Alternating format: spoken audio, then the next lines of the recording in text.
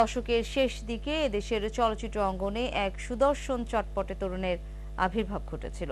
Romeo hero, চিরসবুজ কিংবা romantic hero, এমনই নানা নামে আখ্যা দেওয়া হয়েছিল তাকে। 70 ও 80-র দশক দাপিয়ে 90 দশকের শুরুতেই পৃথিবীর মায়া ছেড়ে বিদায় নেয় এই তারকা। বিশেষ করে তরুণ সমাজের হৃদয়ে নাড়া দেয়া সেই তারকা জাফর ইকবালের আজ মৃত্যুবার্ষিকী।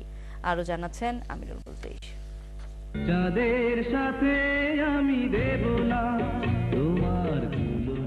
বাংলা চলচ্চিত্রের ফ্যাশন আইকন জাফর ইকবাল হয়ে উঠেছিলেন তরুণ প্রজন্মের সবচেয়ে পছন্দের নায়কদের অন্যতম। রোমান্টিক শিক্ষিত শহুরে তরুণের ভূমিকায় তাকে গ্রহণ করেছিলেন দর্শকরা।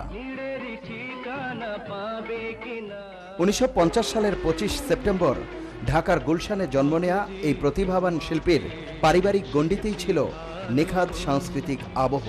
বোন শাহনাজ রহমতুল্লাহ ও বড় ভাই আনোয়ার পারভেজের বর্ডাঢ্য কর্মজীবন অনুপ্রেরণা জুগিয়েছে তাকে। আপনপর চলচ্চিত্রের মাধ্যমে অভিনয়ের শুরু।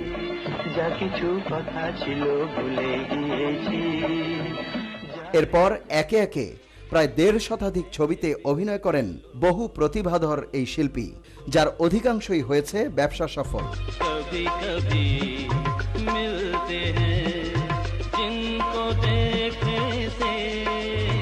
এই কালো কাচের মতোই আমার সমস্ত জীবনটা অন্ধকার হয়ে গেছে। শুধু চোখ ভালো করলে জীবনের অন্তত ভালো হয় না আমার। তবে ত্রিভুজ প্রেমের ছবি অবুঝ হৃদয় দারুণ সাড়া ফেলে বক্স অফিসে। চলচ্চিত্রে প্লেব্যাক সিঙ্গার হিসেবে নিজেকে নিয়ে গেছেন অন্য উচ্চতায়।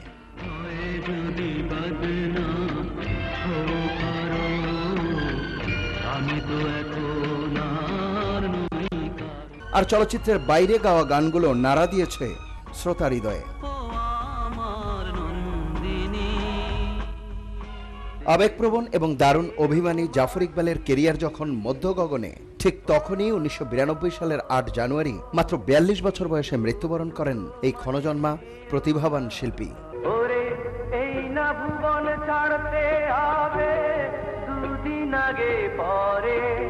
আমিরুল মুজলিস, মাই টিভি, ঢাকা।